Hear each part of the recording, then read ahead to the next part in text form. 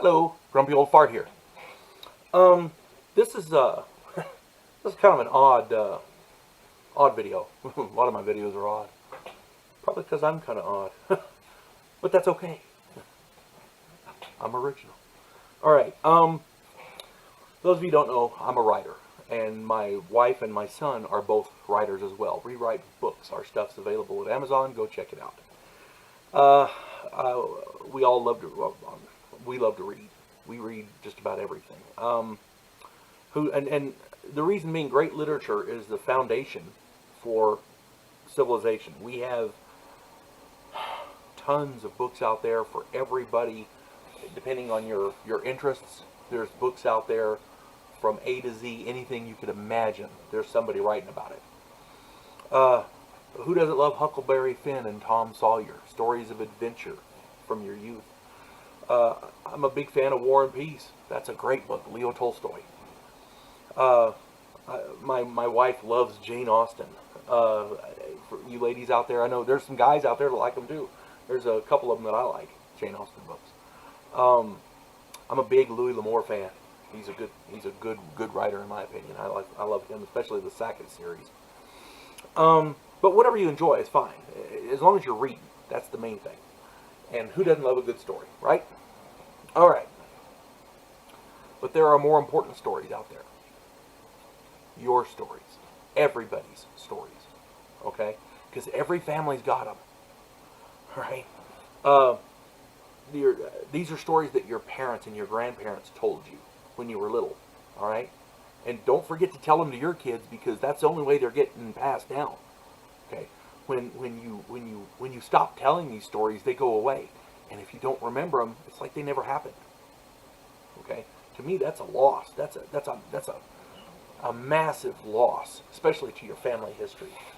Any idiot can look up genealogy and like that, but it's the family stories that you tell at Christmas time. You know, where all the family gets together. Thanksgiving, where all the family gets together. See, those are important stories. Those are really important stories. How your great grandparents met. That's got to be a good story. What adventures your grandparents had. How did your uncle end up pissing on an electric fence? How your uncle was arrested for stealing a chicken. Why your aunt is missing a toe. How your older brother won $100 with a trick pool shot when he only bet $1. Why you had to pick rock salt and mustard seed out of your brother's backside. How your aunt became a cattle rustler. Why your aunt joined a motorcycle club. How your uncle ran Moonshine. How your dad won a fight using a ball-peen hammer.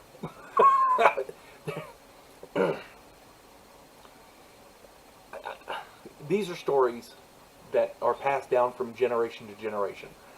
These are stories that I've heard from people about their families. Your family has stories too.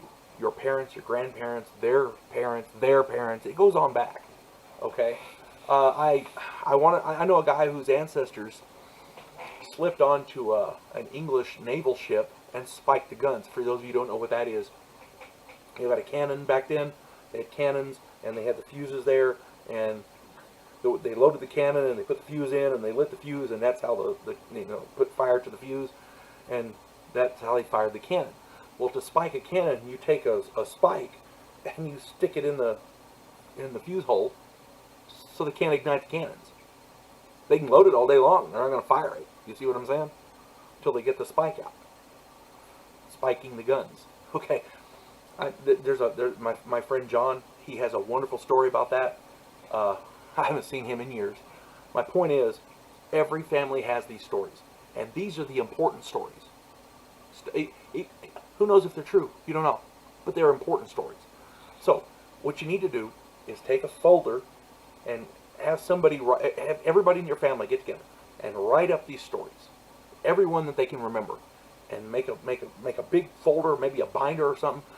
Write them all out, and when a good story happens, have them write it in there and stick it in. My point is, somewhere down the line, your descendants are going to want to read these stories. And these, again, are more important than these other stories because these stories happen to your family. Okay? Again, keep a folder of them so that we know these stories get passed down. Because, again, when somebody stops telling these stories, you know, and these stories are a history of you. They're more important than these other ones. They're stories literally that you cannot afford to lose. So when you hear people say, well, I read a good story the other day, well, that's fine. Here's a good one for my family. Those are stories we really, as a people, we cannot afford to lose.